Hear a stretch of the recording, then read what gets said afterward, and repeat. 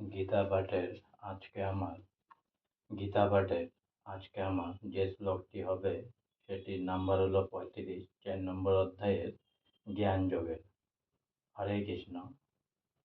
যজ্ঞাত্মা ন পুন মোহ মেবং যশোসি পাণ্ডব যেন ভূতান্য শেষানি দক্ষ সত্য নত মহি।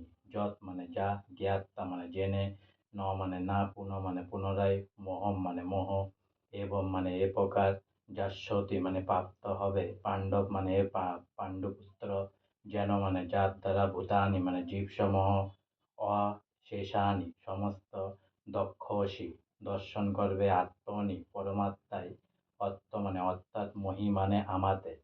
অনুবাদে পাণ্ডব এভাবে তত্ত্বজ্ঞান লাভ করে তুমি আর মোহগ্রস্ত হবে না, কেননা এই জ্ঞানের দ্বারা তুমি দর্শন করবে যে সমস্ত জীবই আমার বিভিন্ন অংশ, অর্থাৎ তারা সকলেই আমার এবং তারা আমাতে অবস্থিত।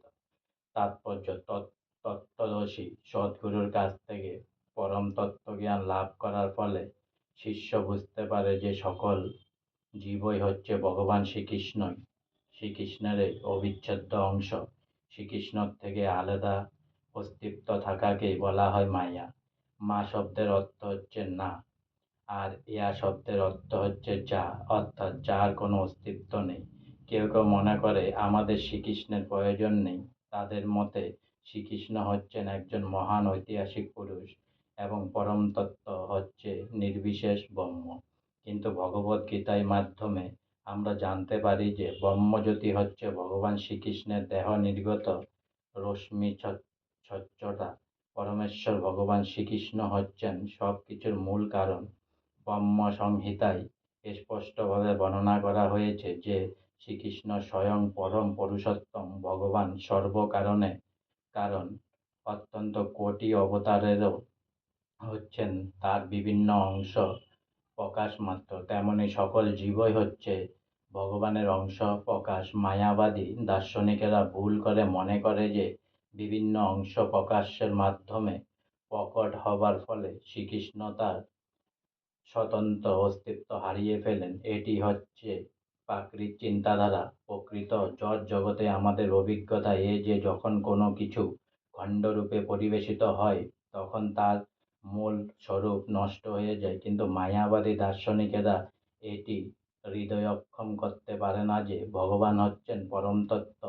তিনি হচ্ছেন অত্যন্ত অনন্ত, অর্থাৎ তার সঙ্গে এক যোগ করলেও তার কোনো বিকার হয় না, আবার তার থেকে এক বিয়োগ করলেও তার কোনো বিকার হয় না। এটি হচ্ছে অপ্রাকৃত তত্ত্বের বৈশিষ্ট্য। পর্যাপ্ত পারমার্থিক জ্ঞান না থাকার ফলে আমরা বর্তমানে মায়ার দ্বারা আচ্ছাদিত হয়ে পড়েছি এবং তারই ফলে আমরা মনে করি আমরা শ্রীকৃষ্ণের থেকে বিচ্ছিন্ন।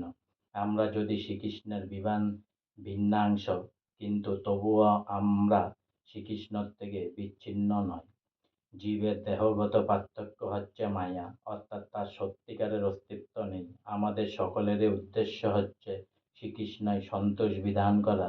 মায়ার প্রভাবে অর্জুন মনে করেছিলেন শ্রীকৃষ্ণের সঙ্গে তার নিত্য চিন্ময় সম্পর্ক অপেক্ষা তার দেহগত সম্বন্ধে যারা তার আত্মীয় তারা অধিক গুরুত্বপূর্ণ। ভগবদ্গীতার সমস্ত উপদেশই আমাদের শিক্ষা দিচ্ছে যে জীব হচ্ছে ভগবানের নিত্যকালের সেবক এবং সে শ্রীকৃষ্ণর থেকে দূরে সরে থাকতে পারে না।